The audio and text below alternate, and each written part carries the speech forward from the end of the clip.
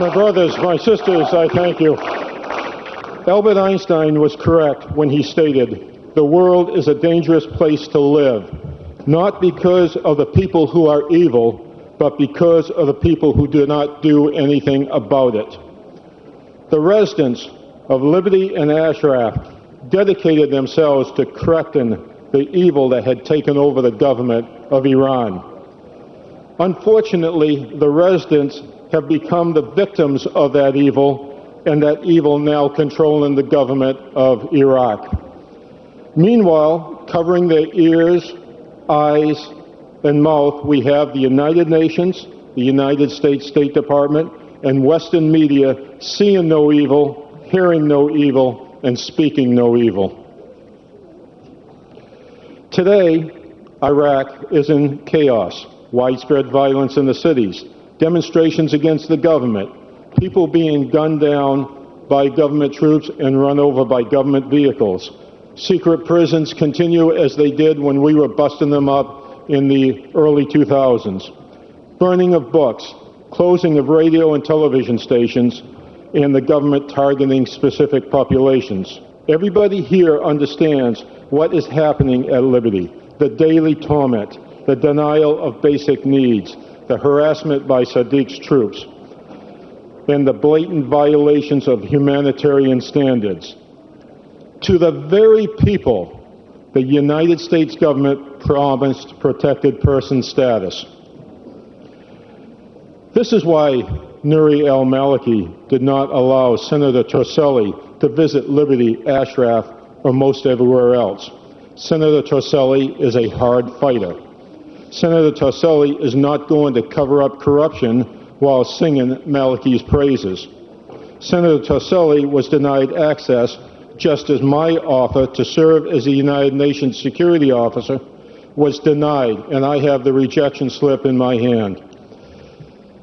And just as the offer Dave Phillips and I made to accompany the interview team over to visit with the residents and determine their ability to come to the United States.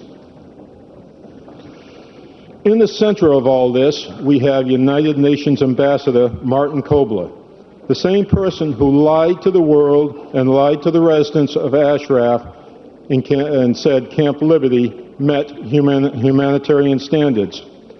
Watching Herr Kobler, I have come to realize Nouri al-Maliki is the best ventriloquist in the world. No matter how far away, every time Herr Kobler opens his mouth, Maliki speaks.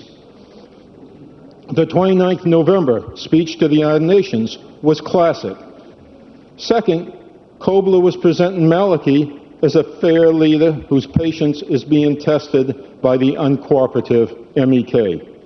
The residents of Liberty and Ashraf have cooperated in every way possible, just as they cooperated with the Americans all through the years. In reality, Herr Kobler has become Maliki's Minister of Foreign Propaganda. This has not been without reward. Herr Kobler's wife, Frau Kobler, is now the German ambassador to Iraq.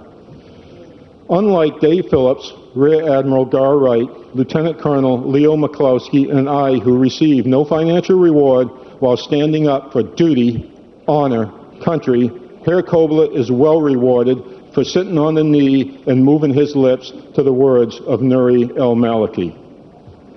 To my brothers and sisters at Ashraf and Liberty, I assure you your friends in Western Europe and North America are fighting for you. Every day, I see it. Your friends are working hard to bring an end to the evil you are enduring and to support the movement of democracy led by Mariam Rajavi.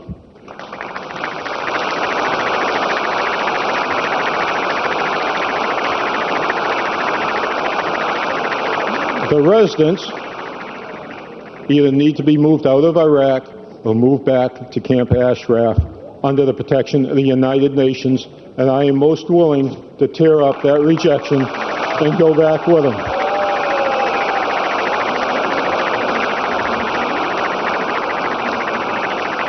And let me say this, and my friends at Camp Liberty and Ashraf will back it up.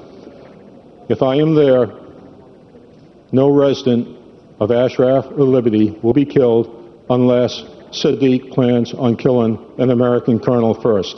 And I'll tell you what, Sadiq isn't man enough for the job.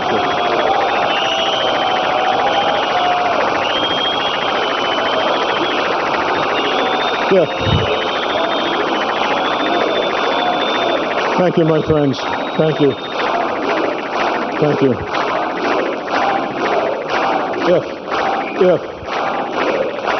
I appreciate it. If they are not allowed to move back to Camp Ashraf, then Camp Liberty needs to be put under UN control.